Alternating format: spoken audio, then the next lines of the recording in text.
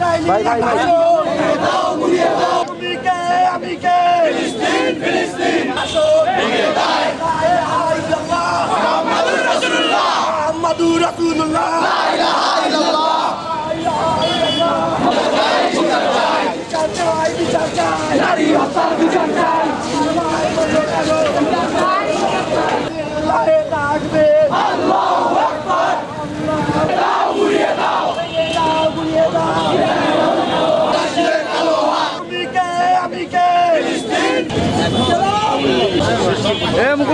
আমরা গর্বিত, আমরা মুসলমান।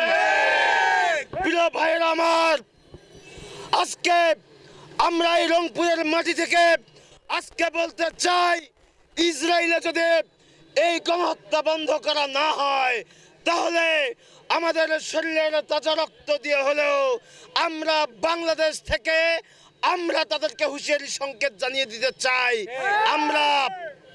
আমরা ইহুদিদের বিরুদ্ধে যুদ্ধ অবতীর্ণ হব ইনশাআল্লাহ। প্রিয় বন্ধুরা আমার, আজকে আমরা বলতে চাই, আজকে ফিলিস্তিনে যে সংকট রয়েছে সেটি হলো আর্থিক সংকট, সেটি হলো খাদ্যের সংকট। বন্ধুরা আমার, আজকে যদি আমরা এখানে বিক্ষোভ করে হয়তো ফিলিস্তিনে আমাদের কোনো মেসেজ পৌঁছাচ্ছে না, আজকে যদি আমরা সরকারিভাবে আজকে যদি তাদেরকে আর্থিকভাবে সহযোগিতা করতে পারি তাহলে হয়তো ফিলিস্তিনের জন্য সেটি অনেক বড় উপকারে আসবে। বন্ধুরা আমার, কাজে আমি আজকের এই বিক্ষোভ সমাবেশ থেকে আমাদের এই বর্তমান সরকারকে বলতে চাই, আপনারা সরকারিভাবে সরকারি তহবিল থেকে আপনারা ফিলিস্তিন অনুদানের ব্যবস্থা করুন। প্রিয় বন্ধুরা আমার, আজকে বলতে চাই, সৌদি আরব হচ্ছে আমাদের মুসলমানদের মধ্যে সবথেকে শক্তিশালী এবং বড় দেশ। আজকে সৌদি আরবকে আমরা বলতে চাই যে আপনারা মুখ খুলুন, আপনারা ফিলিস্তিনিদের পাশে দাঁড়ান, আপনারা মুসলমান বিশ্বে যতগুলো দেশ রয়েছে প্রত্যেকটি দেশকে সংঘবদ্ধ করেন, প্রত্যেকটি দেশকে ইউনিটি করেন।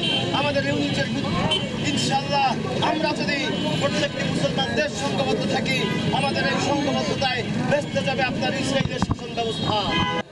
প্রিয় ভাইরা, ইতিমধ্যে আপনারা দেখেছেন ফিলিস্তিনে কি বর্বরোচিত হামলা করেছে ইসরায়েল সেনাবাহিনী। বন্ধুরা আমার, আজকে আমরা দেখেছি ফিলিস্তিনে শিশু থেকে বৃদ্ধ পর্যন্ত আজকে হাত পা উড়ে যাচ্ছে, আজকে রক্তাক্ত জখম অবস্থায় তারা শহীদ হয়েছে। বন্ধুরা আমার, কিন্তু তার আশপাশে বিশ্ব মুসলিম দেশগুলো যেন জাগ্রত হচ্ছে না। বন্ধুরা আমার, আমরা স্পষ্ট ভাষায় বলে দিতে চাই, ইসলামের পতাকা এই বিশ্বে একদিন পথ করে উড়বে ইনশাআল্লাহ।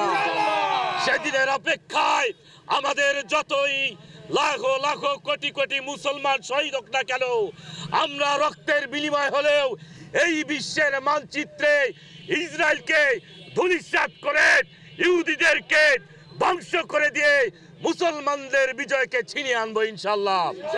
এই আশাবাদ ব্যক্ত রেখে আগামীতে ফিলিস্তিনকে সর্বোপরি সর্ব ধরনের সহযোগিতার আশ্বাস দিয়ে শেষ করছে।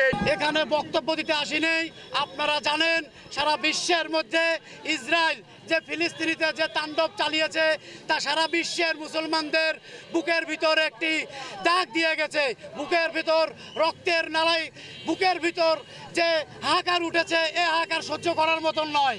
আমি বাংলাদেশের সকল মা বোনদেরকে এবং ভাইদেরকে জানাই, আপনারা ঘরে বসে নামাজে বসে সেজদায় পড়ে আল্লাহর কাছে দোয়া করেন যাতে ফিলিস্তিনের মুসলমানদের ভাইদের এবং শিশুদের আল্লাহ তাআলা যাতে এই ইসরায়েলদের দানবদের হাত থেকে সহায়তা করে।